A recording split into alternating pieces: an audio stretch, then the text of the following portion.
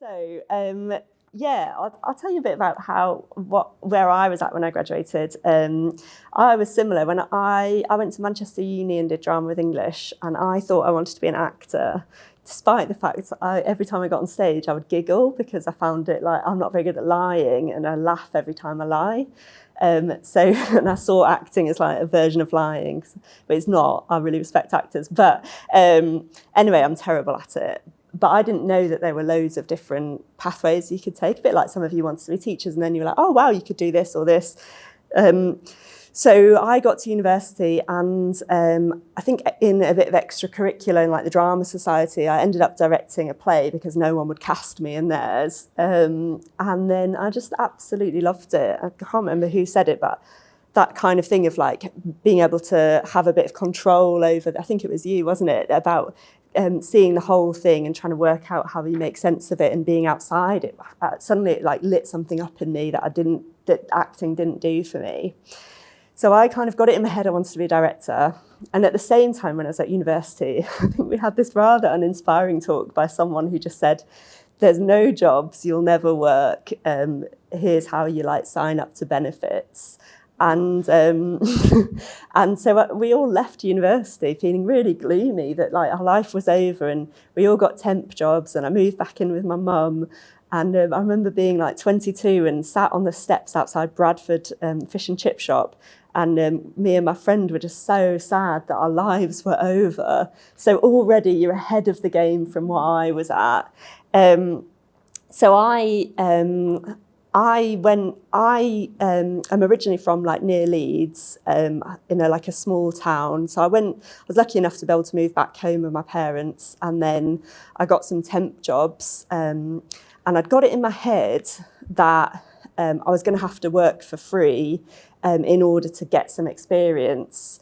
And so I started writing to all these different theatre companies in Bradford and Leeds, and even like, no one would meet me, no one would see me. There was I couldn't find any pathways.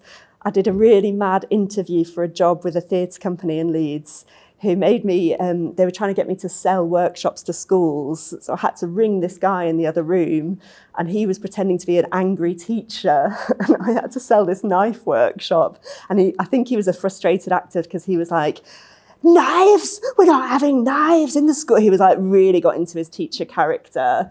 Anyway, I just left. But so basically, I got this rather grand plan of if I was going to work for free and I couldn't do it while I lived at my parents', I'd do it in New York. So I spent a year working as a receptionist and a bartender. I saved up a chunk of money, and then I I wrote off to some theatre companies who I'd asked, while I was at uni, I'd worked a lot at the Royal Exchange as like an assistant workshop person. I did it for free. I think I got paid once for sending off some letters for them. But I did that for free while I was at university.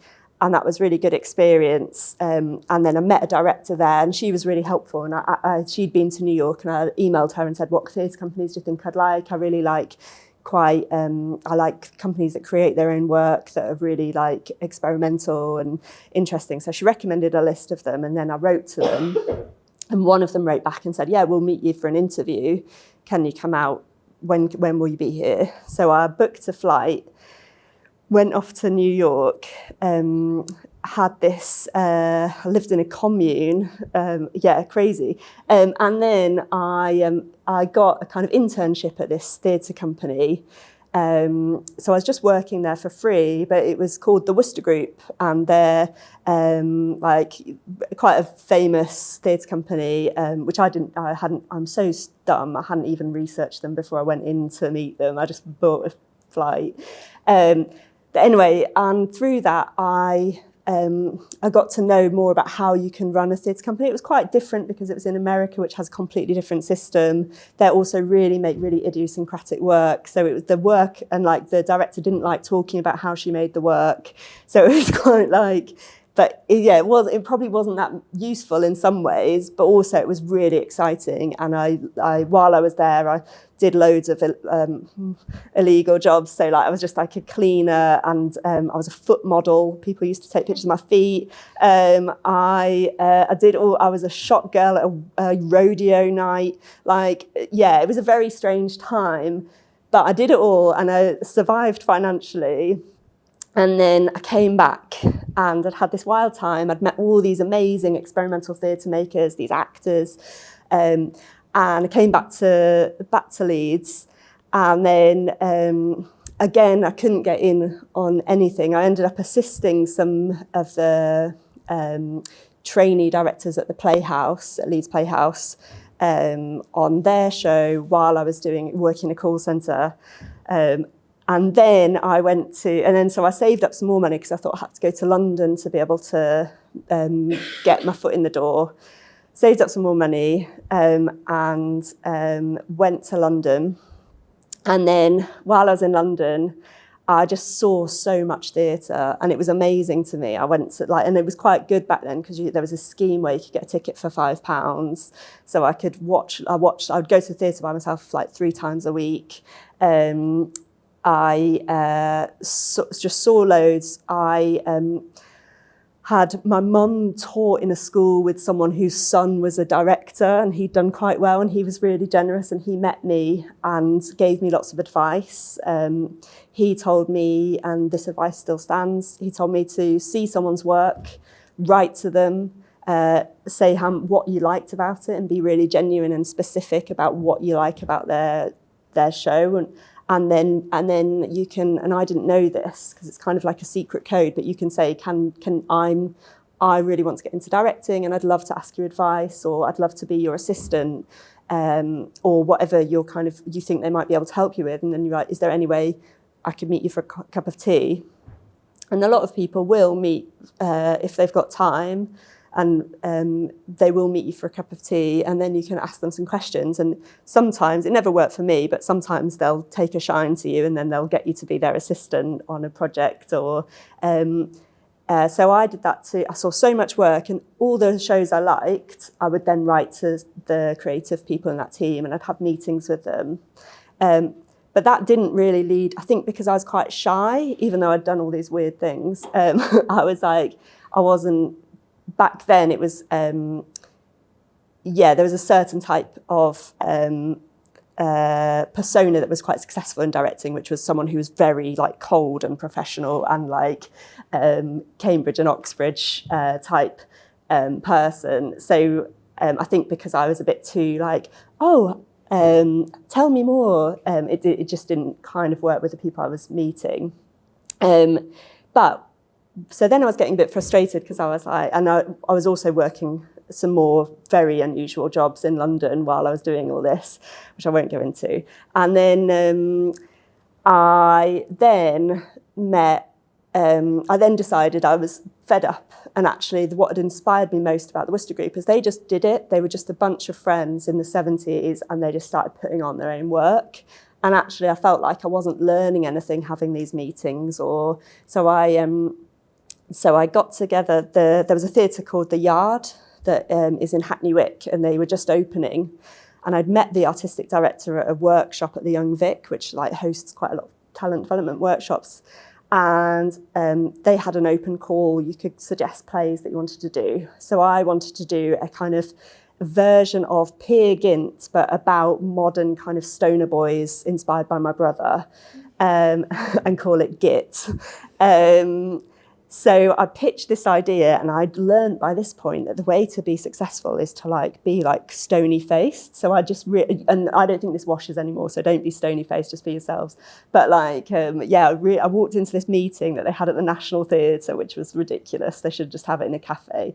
And I walked in, and I was just I just pretended to be like I didn't care. And then anyway, they wanted me. So, but I wouldn't, it was like a profit share. So I'd get a tiny bit of money from the ticket sales. So I had to raise, and I had quite big plans. It was going to have lots of live filming in it. It was going to have 4 actors. It was going to have a big kind of set made out of TVs and this kind of huge sculpture. So I just pulled every favour I could pull with everyone I knew, and I was really lucky because I was at a time where quite a lot of my friends had moved to London and from uni, and they were available. And then also I borrowed 800 quid off my then boyfriend, and I paid each actor 200 quid for a month's work. And then, but they were actors who really wanted to, I mean, I wasn't paying myself, so I wasn't ripping them off. But anyway, so and we made this show, and it was ridiculously ambitious. I didn't know what I was doing. I didn't know how to market it. I didn't know how to write. I didn't realise, I thought we were going to devise it, but actually there comes a point, as you probably know, in a devising process where someone has to sit down and write it, unless you've got months and months. Anyway, and I made this show, and by this point, because I'd had a lot of these meetings, then I wrote off a load of emails to all the people I'd met and said, I've got this show on, this is what it's about, I'd really love for you to see it because I'm really proud of this in it. And I think I sent off maybe 100 emails. Can anyone guess how many people from those emails managed to make the show? You're going with 4? Any other bids on 4? 10? Okay, 1. But that one person was a very useful person. So he came to see the show, and because he'd directed Peer Gynt when he was at university, so he was quite interested in what I'd done with it, and he could watch it and see, oh, that's quite interesting, she's done this, she's done this. And then he got drunk in the bar afterwards, which was great because then I had something on him. And he was, at the time, he was working for the National Theatre Studio, and he was organising the director's course. So he invited me to be part of the director's course, which is a 2-week course that they run, and you meet loads of different practitioners. It's really brilliant training. I don't think they do it anymore, but sorry, but they do. They are. I think it just goes to show that you throw out your net, and then if you get one person, that one person can be useful to open another door, which opens another door. And through that, I also met a really brilliant selection of other directors who are all still working today and were really quite useful peers for me. Some of them were quite annoying, but I'm sure I was annoying to them. Anyway, so and from that I met a collaborator, and we started a theatre company, and we started making shows. We got to grips with Arts Council funding, which was really hard. We got lots of rejections first, and then we started getting a bit of success. We took some shows to Edinburgh, which absolutely bankrupted us. And again, didn't know what we were doing. Just were like, I look back and I'm like, oh my gosh, I can't believe we risked so much on a show that wasn't ready, that wasn't even written, that had like an ex-convict in there that we had to send home because he tried to murder the producer on the first night. Eventually we started putting ourselves in our own work because it was more affordable, and we wouldn't murder each other. So basically there was so much trial and error and so much and I look back on that time and I know it was really stressful because I was also working like 3 different jobs. I was a chocolatier, I was an assistant to a Russian film director who used to make me take hard drives to Paris. It was wild, and I was knackered. But through that time of I knew I had enough money to live off. So my creative work, I would squeeze in the evenings and weekends, and I'd work those jobs specifically because I'd be like, I can only do 4 days a week. And that 1 day a week would be when me and my collaborator would just sit down, and that they were like the best days. And that's in the evenings. And it was really, really tiring. And I'm not suggesting that this is how you should do it. This is just how I did it. And it was fun. It's really dumb though. But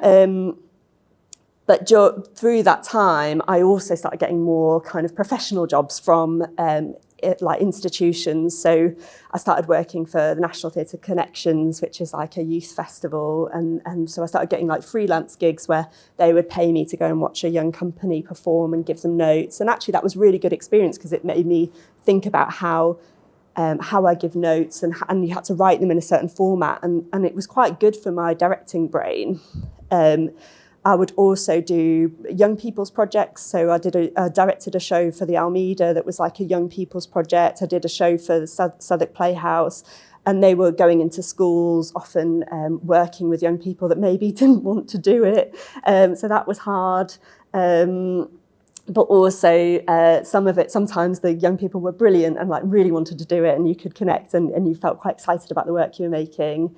So I was starting to grow, but all that time, most of my income was coming from different places, like not theatre jobs. Then in 2016, I had a big breakup with my theatre collaborator, and we went separate ways. And I needed to get out of London, and I think I was burnt out. I'd had like enough, and I saw a job come up at Leeds Playhouse, and it was for a trainee director. And by this point, I was 30, and I kind of thought, I don't feel like a trainee. I feel like I've had my own theatre company, I've done all this stuff. But actually, there was 2 jobs, one for 4 months and one for 10 months. And I thought just 4 months being paid would be quite nice. And my parents had moved away by this point, but I was like, it'd be cheaper living in Leeds, I'll be all right. So I applied, and it was the same guy, you're right. It was the same guy that was drunk at, dubbing him in sense of this, that was drunk at the Yard, that was now working at Leeds Playhouse. So I already had quite a nice relationship with him. And so I didn't feel intimidated going in for my interview. And it was quite an extensive interview. And I'd never thought about that you could have a career in the North, because it had been so hard when I'd graduated. So I moved back. They asked me to do the 10-month contract instead, and I thought, oh, that's a long time. But I took it, and that was amazing for me, because again, that was experiencing like learning about how a big institution like Leeds Playhouse works, and I learned about all the different departments. I assistant directed 4 shows. And I probably had a bit of an ego, because I thought, I'm not an assistant. I had done an assistant directing job before, but I thought, am I a bit too old for this? Because I always felt too old. I'm too old for everything. Like, I thought I was too old at 22 that my career was over. But anyway, I learned so much, and I made a huge network of people. Like Jen was there at the Playhouse at the same time. And then while I was at the Playhouse, I ended up standing in the general election, side note, and because I was researching a play that I thought was quite interesting about a party called the Yorkshire Party. So then I stood in the election, which was a different story, but I started making a musical about that. So I left the Playhouse knowing I wanted to make this musical. Who's my musical producer? There you are, great. Where were you back then? And then I was kind of launched into the world. I had all these professional contacts, but I also knew I had all this background of how to get Arts Council funding. So I started applying for Arts Council funding. I started applying. I did loads of fundraising for the musical. I got over £100,000 in funding. I got it ready to be put on. Meanwhile, Leeds Playhouse were asking me to direct as a freelancer different projects. I got asked to direct some children's work for some brilliant theatre companies, and I started getting theatre directing work. And since about 2016, when I went to the Playhouse, I've only worked in theatre, which I thought would just never happen unless you have a full-time job based in an institution. So now I've kind of found a bit like, who was it that found, was it you, Steph, that you liked teaching but you didn't like doing the workshop plans? I started being like, I really like creating stories. I'm not sure how much I like doing the fundraising or the producing, so I didn't really want to have a company anymore.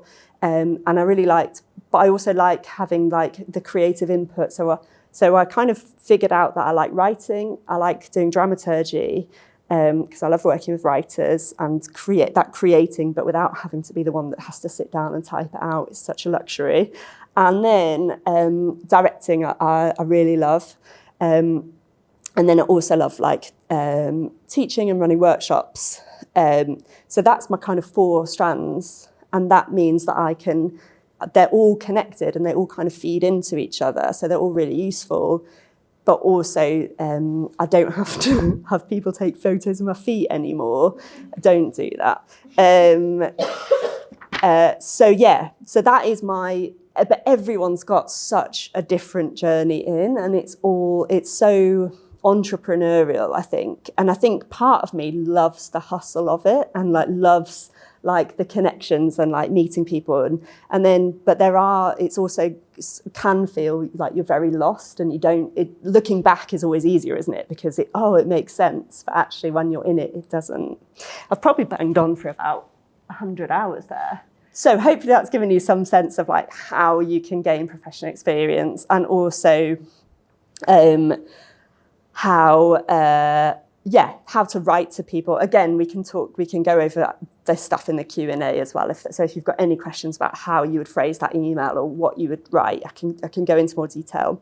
But also, I think there are many different ways of getting those jobs and the different types of jobs there are as a freelancer, like the self-created, but also like when I was writing my musical, when I was making work with my friends, but also the stuff where you just get drafted in and someone says, can you come and do this job, or can you direct this show for a week? So part of this workshop was also to just look a little bit at the ups and downs of being a freelancer. So being a freelancer also, I should say, because I didn't have a clue what a freelancer was probably even 10 years ago, but it just means you don't have like one consistent employer. You have quite a few different income streams. So you're self-employed, which means you have to do your own taxes. But yeah, they are... So you're in charge. So can anyone think of any, like, let's go with like, what are the cons of being, of my kind of lifestyle? Straight up, yeah. So there's things that you have to pay, like if you need equipment, if you need like a laptop, if you need the time to do taxes, time to invoice, insurance. I never pay mine, I just make them pay it. It can also be a bit of a Wild West. I think that's another negative of it. Any other negatives you might think about this life, like, or you might be thinking, oh, it doesn't sound good to me? Yeah, it is unstable and you're out there by yourself. I always, whenever friends like who work for companies, I do have empathy, but they're like, oh, just I've asked for a day off, and I think, but actually, one of my realizations was I can ask myself for a day off. Not very good at giving myself the day off, but I have got better recently. But I think that instability and not having, just being out there by yourself is difficult. Anything else that strikes us as kind of challenging? Yeah. So the tax is really can be really confusing. You're also like you national insurance. You set your day rate and you think, yeah, I'm loaded, and then you break it down. You're like, oh, actually, I'm not, because that's half of that's going for that. That's going for that. That's going for that. Then I've got to get there and back. So I'll cover a little bit in a moment about how to work out how much you want to get paid. So you're not working out you're getting £2.50. Well done for figuring that out before you go in. Okay, let's talk about the pros. What are the good things about, what are the potential good things about being a freelancer? Yeah, absolutely. You're your own boss, which can be a huge positive thing. You have a lot of freedom, and you can think about yourself in like, where do you want to go? What do you want to do? I think when I'm most happy being a freelancer is when I have a sense of possibility. And I think when you feel most down is when you feel like everything's hard and all the doors are shut.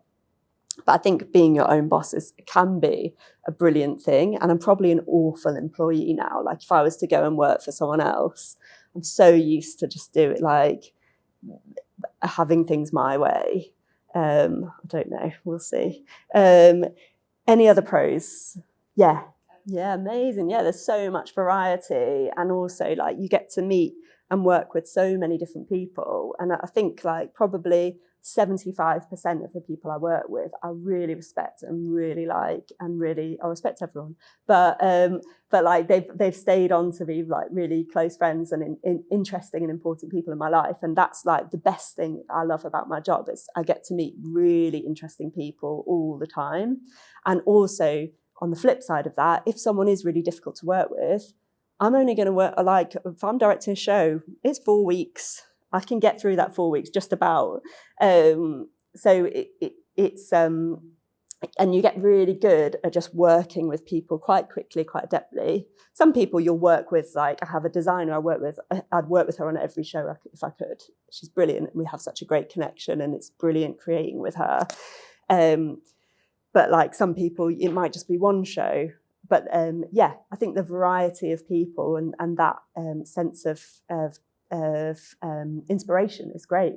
Any other pros that you can think of? Yeah, that's great. Yeah, you get to decide what's important to you and what it's worth. Yeah, I do. I don't often do it, but I love turning down a job. It's so nice. I don't do it as much as I can, as much as I want. But great. So there's also a difference in sometimes it's you're really busy and it's crazy and you're balancing, like in the summer I was balancing like 3 different jobs. I was rehearsing every evening, every day, every weekend. And it was really hard. And I was also in the early stage of being pregnant. So I was throwing up all the time. I couldn't tell anyone. It was awful. And then I've just had like 6 weeks where I've really not been doing, I've been doing the odd workshop, looking at my bank balance and thinking, and also having loads of time to think. So I think a hard thing is just balancing that, how you can be really busy and then really not. One thing that I just want to share with you. So I like just do a little calendar. I'll just do a few months. There we are.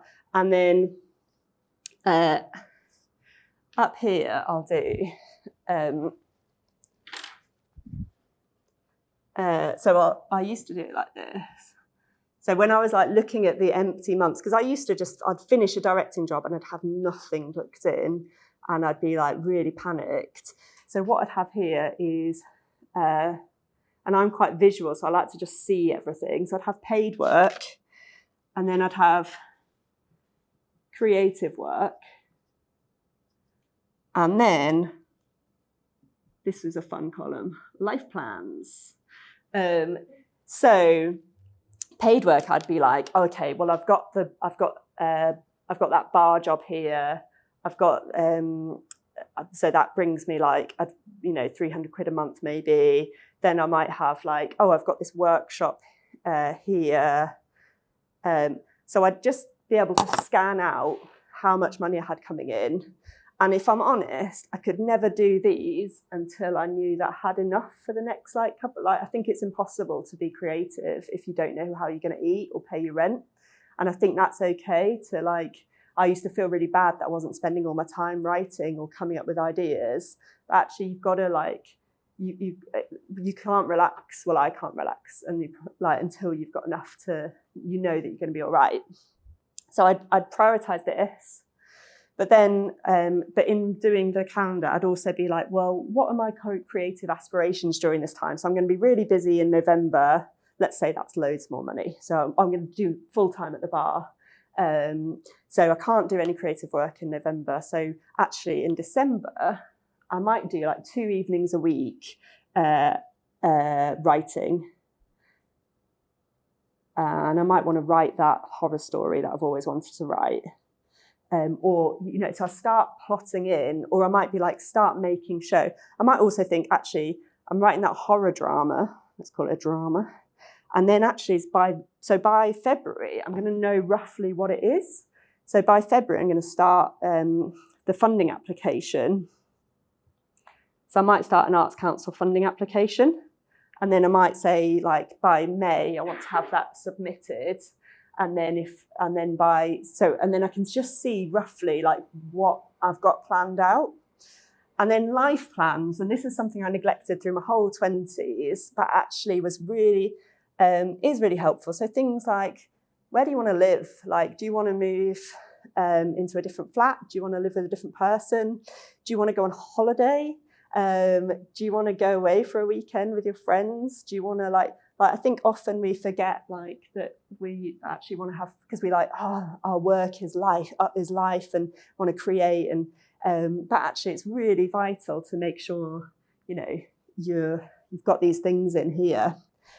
So let's put a holiday in. Yeah, I'll go on holiday here. And then you can work out, okay, well, I don't have any money for the holiday, so maybe I'll move the holiday here. But I think I find that calendar, and I still do it, really, really helpful just in making me not panic and feel like I've got a bit of a trajectory. And also I can see where do I have the gaps and what do I need to do a bit of planning.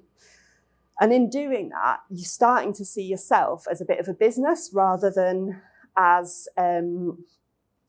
like a person who's floating in the ether. I think what I did in COVID, which I won't go into now because it's quite a big thing, but I read quite a lot of business plans for businesses, and then I tried to apply it to me. And I did my own, the Tess Seddon master plan. But actually, it was really interesting. I set financial targets, and I was actually quite bold with them. I thought, I'll never get that. But actually, by having that target, it was really helpful to be like, okay, in 5 years' time, I want to be earning this. And actually I found that really helpful. So reading, you know, a business plan and then thinking about if I'm a business, what is my business plan? And I think that also helps in kind of separating yourself out from being your business. So I know that when I felt lowest as a freelancer is when I felt like that rejection was them rejecting me and not them rejecting my work. So and people reject you for all kinds of different reasons, and it's very rarely personal. So yeah, thinking of yourself as a business is really helpful. Brilliant. We're coming up. I've kind of talked a little bit too much, but I just want to touch on just like finances. Is that helpful? And then we'll have a little break. So it was quite interesting preparing for this workshop because I was like, I actually don't know how I'd set my day rate. I think I read a Twitter thread a few years ago about and I tried to find it and then I couldn't. But it was about like how much it equates to. But I think we've already covered that actually you're a lot cheaper as a freelancer than as a permanent employee for a company. So if someone's employing you for a day, or a project or a one-off, and they don't have to cover they don't have to pay your pension, they don't have to pay your holiday, they don't have to pay any insurance, especially with that company. They don't have to pay for potentially they don't have to pay for your equipment, any training, staff development. So that you're actually really cheap. So sometimes you might think the amount you're asking for is quite a lot, but actually they're making a saving by having you. And also they can have you for whenever they want. Like you're making these sacrifices as a freelancer for their convenience, because you're not going to be able, you are making a sacrifice because you're not going to get paid for every day. I don't know any freelancers who are continuously employed every day, like 5 days a week. You might be, and also a lot of that time, I'd say 30% of every job, I'm not paid for the time. And that includes me emailing, like having an email exchange about the job, negotiating the pay, reading the contract, adding any clauses I want to add, signing the contract, signing any of the extra stuff, looking into travel, looking into accommodation,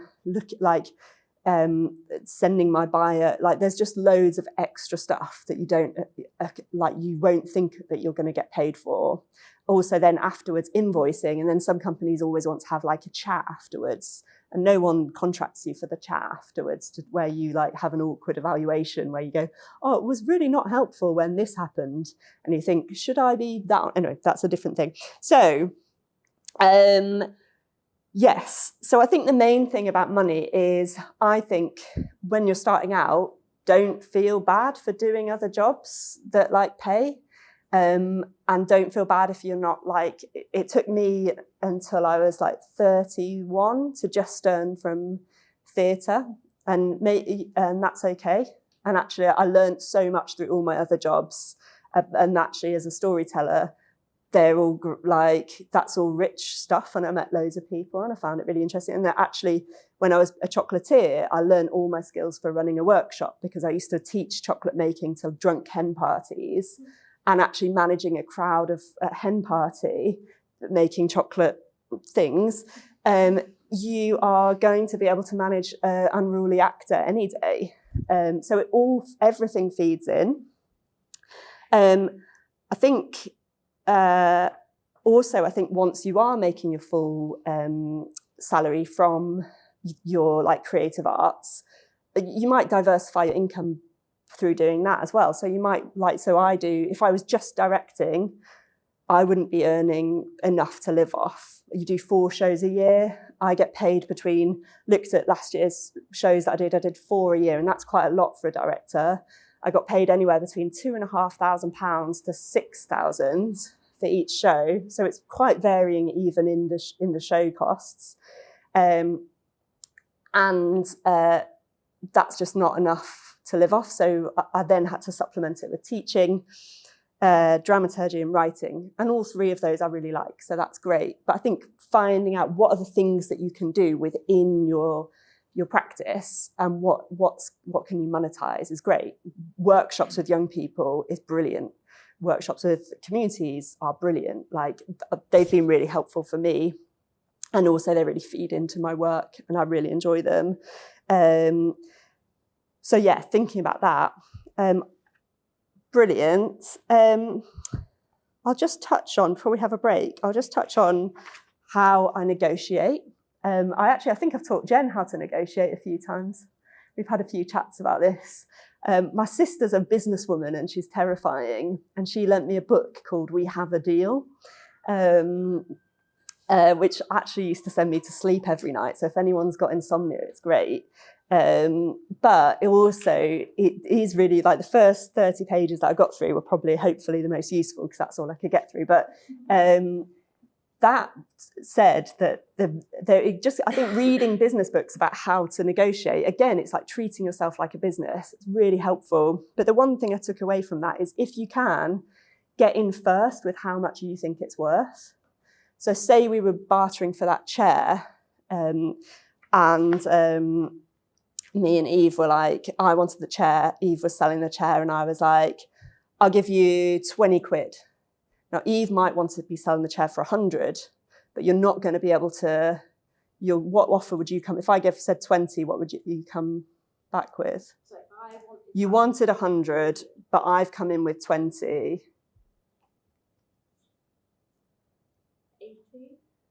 Okay. If I'd come in at 100, what would you have said?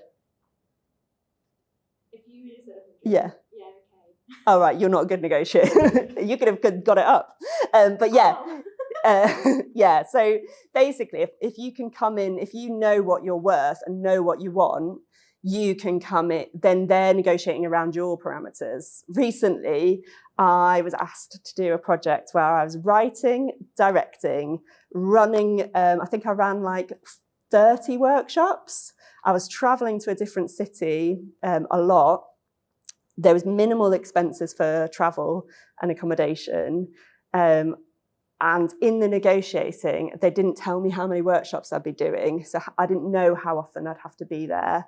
So I didn't have the full information. And they came in with the first offer, which was extremely low.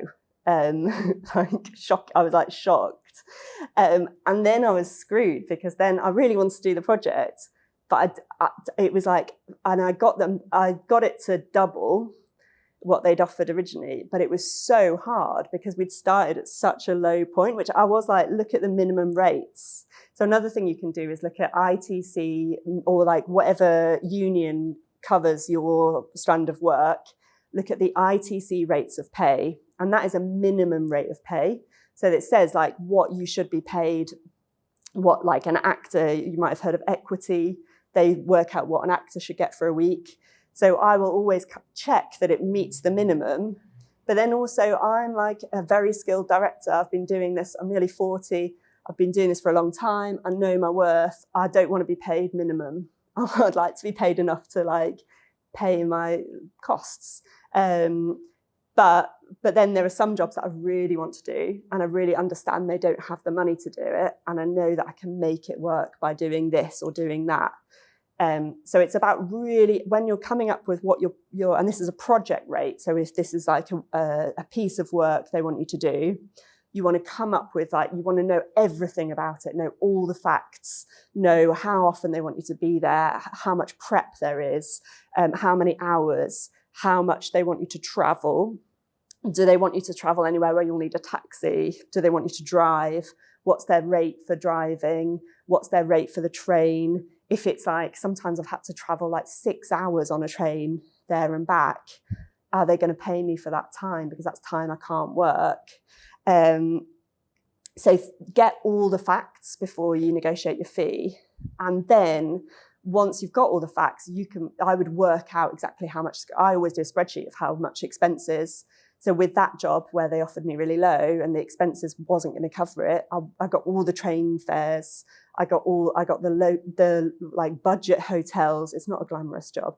Got the budget hotel fees. I put it all in a spreadsheet. I was like, here's a proof that it's going to cost me double. I still had to fight. So it's thinking, so just like, don't be afraid. And I think in the past, I would have got really emotional about that, because I would have felt like, how dare they? Like, how can they think I'm worth this? Why are they trying to hire me? And get really upset. But just take the emotion out of it, and just, it's facts. And it's so expensive nowadays for everything. And actually, you don't want to be paying for your train. If they know that you don't live there, they need to cover that.